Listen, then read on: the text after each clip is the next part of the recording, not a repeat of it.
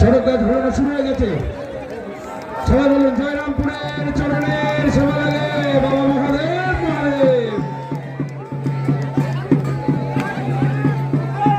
খুব সুন্দর চড়ক গাছ ঘুরছে।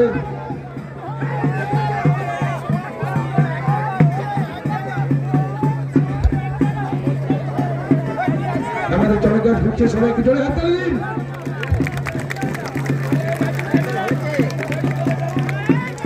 এই দিনটির অপেক্ষায় আমরা সবাই অপেক্ষা করি, সেই শুভ মুহূর্ত এখন চলছে, সবাই আনন্দ উপভোগ করব।